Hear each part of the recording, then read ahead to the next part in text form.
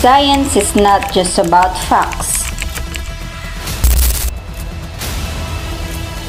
It's about asking questions, solving problems, experimenting, and discovering the world around us.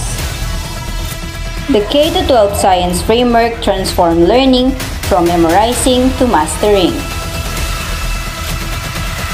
Because science is for life, not just for exams. Stop memorizing, start mastering. The K-12 Science Revolution. Are you tired of science class being all about memorizing dry facts and boring? Do we truly prepare our students for a world built on innovation and problem solving? Say hello to the K-12 Science Framework. This is not a new subject, it's the ultimate blueprint for a modern science education, transforming learning from simply knowing facts to actively doing science. The K-12 Science Framework in the Philippines is a comprehensive guide for science curriculum from kindergarten to grade 12. Its ultimate goal is to develop scientifically, technologically, and environmentally literate and productive members of the society. It builds around three major core elements, and these are taught by spiral progression approach. That means ideas are introduced early and then revisited again with more depth and complexity as students grow. Now, let's ask, why is the K-12 Science Framework important? Because science isn't just about memorizing. No, it's about learning to ask questions, do experiments, and solve real-life problems just like real scientists. It also connects to our daily lives like caring for nature, making healthy choices, and even preparing us for our future jobs. That's why it's important. It helps us become ready, not just for school, but for life. And who benefits from this powerful shift? Everyone! It empowers students to become curious and critical thinkers.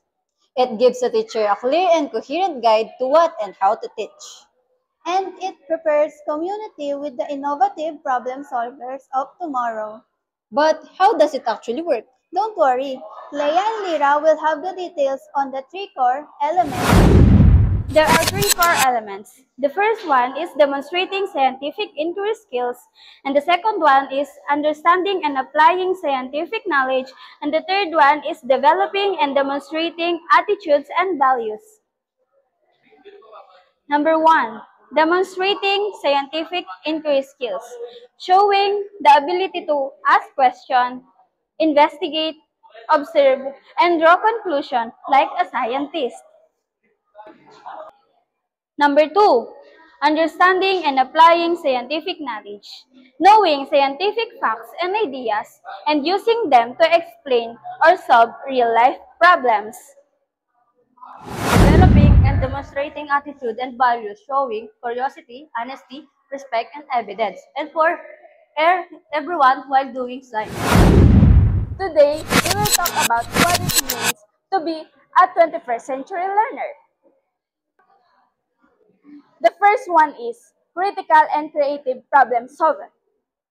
Sometimes in life, we face problem.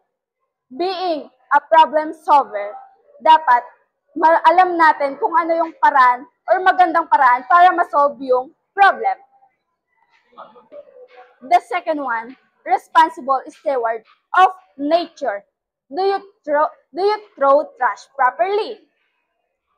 So, that is the simple way para maalagaan natin yung ating environment or yung ating planet. The third one is innovative and inventive thinker. The best example is the recyclable things. We can create the new things and we can design. The fourth one is informed decision maker.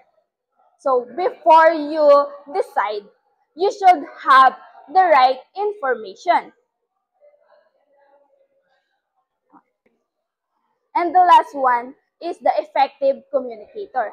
As a good communicator is your sharing your ideas clearly, and it also means listening carefully to others. You learn lessons when you have problem. But this doesn't mean you're just going to collect problems because it has lessons in it. But this quote doesn't apply to problem-based approach. Why? Because as a teacher, you expose students to real-world problem where you encourage them to collaboratively think of the best solution to solve it. Curiosity will kill the cat.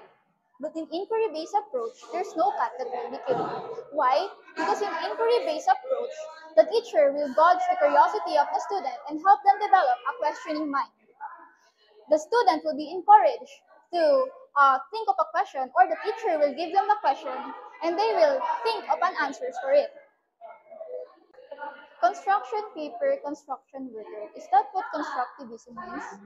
Constructivism approach, or the learner-centered approach, is a type of approach wherein the student learn best with experience. The teacher acts as the facilitators that guide them and cater their individual needs.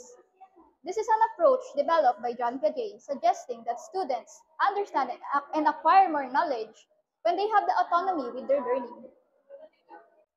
You are unique, so don't frown while being in the shadow of others, trying to imitate them to become better. You are your own and you have your own success. A quote that you can relate with learning style theory, because in learning style theory, it states that students or learners have their unique individual way of learning things. There are 3 types included in learning style theory. The first one is the visual, the second is the auditory, and the third is kinesthetic. The social cognitive learning model, also known as social cognitive theory, is a theory of learning by Albert Bandura, emphasizing that learning occurs through reciprocal interaction between personal, behavioral, and environmental factors. For example, human behavior is learned and developed by through interaction with other people. The next one is Gestalt psychology, is a school of thought emphasizing that the mind perceives experiences and objects as organized whole. And the Gestalt psychology is used by the critical. Lastly, the Science Technology Society, or STS, approach is a pedagogical framework that connects scientific and technological concepts to the real world. Why Science Technological Society is important? Because without science, we don't have technology. And without society, hindi umiikot ang technology sa ating mundo. Now let's talk about the limitations in the Philippine education. First is the Republic Act 7863, or also known as the Philippine Professionalization Act of 1994. What does it mean? It is an act to strengthen the supervision of the Philippine practice teaching. It is prescribing the licensure professionalization exam of teachers. For example, I'm a teacher, but before I teach legally in the Philippines, I need to take the professional licensure examination for teacher, or the LET, so I can teach legally on a public school, so they know that I am qualified to teach on the school. Republic Act number 9155, Governments of Basic Education Act 2001. This law gives DepEd the manage and control the basic educations in the Philippines. It says DepEd is responsible for making sure the curriculum is good in students' quality education, including science. Example, in grade 6, instead of reading kung paano diligan ng halaman, bigyan sila ng kaalaman kung paano ito diligan. Bigyan sila ng example. Kunwari, ayon ang pagtatanim ng halaman. Bigyan mo sila ng seeds at itatanim ito ng mga bata. The RA 9155 is nagbibigay ng kasiyahan at kaalaman for fun and about lessons in science. The next generation's success depends on us valuing and applying science to build strong foundations. Teachers can play a crucial role in equipping our children with scientific reasoning, critical thinking skills, and problem-solving capacities. Together, we can ensure a better future by valuing and implementing the science framework.